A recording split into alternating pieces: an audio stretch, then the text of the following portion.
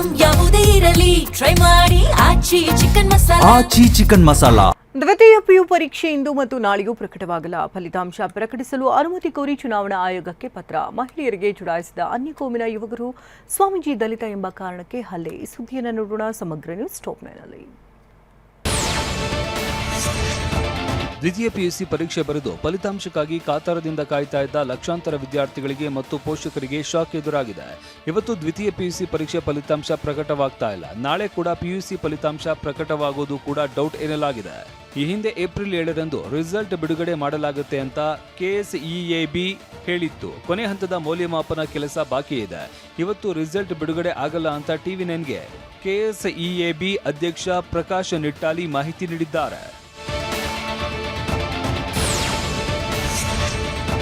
ದ್ವಿತೀಯ ಪಿಯುಸಿ ಪರೀಕ್ಷೆ ಫಲಿತಾಂಶ ಪ್ರಕಟಿಸುವುದಕ್ಕೆ ಅನುಮತಿ ಕೋರಿ ಚುನಾವಣಾ ಆಯೋಗಕ್ಕೆ ಕೆಎಸ್ಇಎಬಿ ಪತ್ರ ಬರೆದಿದೆ. ಆಯೋಗ ಅನುಮತಿ ನೀಡಿದ ನಂತರ ಫಲಿತಾಂಶ ಪ್ರಕಟಿಸುವುದಕ್ಕೆ ಸಿದ್ಧತೆ ನಡೆಸಲಾಗಿದೆ. ಏಪ್ರಿಲ್ 9ರಂದು ದಾವಣಗೆರೆ ದಕ್ಷಿಣ ಹಾಗೂ ಬಾಗಲಕೋಟೆ ಉಪಚುನಾವಣೆ ಇದ್ದು ನೀತಿ ಸಂಹಿತೆ ಜಾರಿಯಲ್ಲಿದೆ. ಹೀಗಾಗಿ ಶಿಕ್ಷಣ ಸಚಿವರ ಉಪಸ್ಥಿತಿಯಲ್ಲಿ ಫಲಿತಾಂಶ ಪ್ರಕಟಿಸುವುದಕ್ಕೆ ಅನುಮತಿ ಸಿಕ್ಕಿಲ್ಲ. ಚುನಾವಣಾ ಆಯೋಗ ಅನುಮತಿ ನೀಡದ್ದಕ್ಕೆ ಫಲಿತಾಂಶ ವಿಳಂಬವಾಗಿದೆ. ಬಾಗಲಕೋಟೆ ಕ್ಷೇತ್ರದ ಉಪಚುನಾವಣೆ ಮೆರವಣಿಗೆಯಲ್ಲಿ ಭಾಗವಹಿಸುವುದಕ್ಕೆ ಬರ್ತಾ ಇದ್ದ ಮಹಿಳೆ ಸಾವನ್ನಪ್ಪಿದ್ದಾಳೆ. ಹೃದಯಾಘಾತದಿಂದ ಫಾತಿಮಾ ಎಂಬ ಮಹಿಳೆ ಮೃತಪಟ್ಟಿದ್ದಾಳೆ. ಕಾಂಗ್ರೆಸ್ ಅಭ್ಯರ್ಥಿ ಪರ ಸಿಎಂ ಸಿದ್ದರಾಮಯ್ಯ ಹಾಗೂ ಸಚಿವರು ಮತಯಾಚಿಸ್ತಾ ಇದ್ರು. ದಾವಣಗೆರೆಯಲ್ಲಿ ಭಾಗವಹಿಸುವುದಕ್ಕೆ ಬರ್ತಾ ಇದ್ದ ಫಾತಿಮಾಗೆ ಹಾರ್ಟ್ ಅಟ್ಯಾಕ್ ಆಗಿದೆ. ಬಾಗಲಕೋಟೆಯ ಬಸವೇಶ್ವರ ವೃತ್ತದಲ್ಲಿ ಘಟನೆ ನಡೆದಿದೆ. ಮಹಿಳೆ ನಿಧನಕ್ಕೆ ಸಿಎಂ ಸೇರಿದಂತೆ ಕೈ ನಾಯಕರು ಶ್ರದ್ಧಾಂಜಲಿ ಸಲ್ಲಿಸಿದ್ದಾರೆ.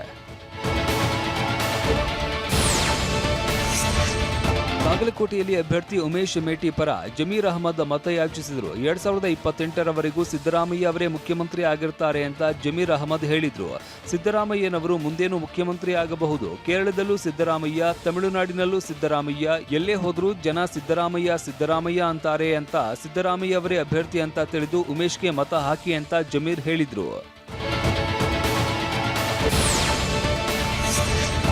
ಬಿಜೆಪಿ ಎಂದೂ ಬಹುಮತ ಪಡೆದು ಅಧಿಕಾರಕ್ಕೆ ಬಂದಿಲ್ಲ ಅಂತ ಬಾಗಲಕೋಟೆಯಲ್ಲಿ ಸಿಎಂ ಸಿದ್ದರಾಮಯ್ಯ ಕಿಡಿಕಾರಿದ್ರು. ಅವರು ಆಪರೇಷನ್ ಕಮಲ ಮಾಡಿ ಅಧಿಕಾರಕ್ಕೆ ಬಂದ್ರು. ನನ್ನ ಮೇಲೆ ದಾಳಿ ಮಾಡೋದೇ ಬಿಜೆಪಿಯವರ ಪ್ರಚಾರ.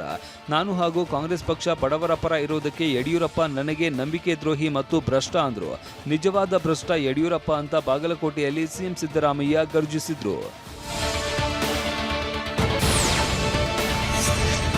ಮದುವೆ ನಂತರ ಮೊದಲ ಬಾರಿಗೆ ನಟಿ ರಶ್ಮಿಕಾ ತವರಿಗೆ ಆಗಮಿಸಿದ್ದಾರೆ. ಪತಿ ವಿಜಯ್ ದೇವರಕೊಂಡ ಜೊತೆಗೆ ನಟಿ ರಶ್ಮಿಕಾ ಆಗಮಿಸಿದ್ದಾರೆ. ಕೊಡಗು ಜಿಲ್ಲೆ ವಿರಾಜಪೇಟೆ ಹೊರವಲಯದಲ್ಲಿ ಇರುವ ಕದನೂರು ಗ್ರಾಮದಲ್ಲಿ ನಟಿ ರಶ್ಮಿಕಾ ಆಗಮಿಸಿದ್ದು ಮೊನ್ನೆ ಅದ್ದೂರಿಯಾಗಿ ಬರ್ತ್ಡೇ ಆಚರಿಸಿಕೊಂಡಿದ್ದಾರೆ. ಪಾಡಿ ಇಗುತ್ತಪ್ಪ ದೇವಸ್ಥಾನಕ್ಕೆ ರಶ್ಮಿಕಾ ಭೇಟಿ ನೀಡಿ ದರ್ಶನ ಪಡೆದರು.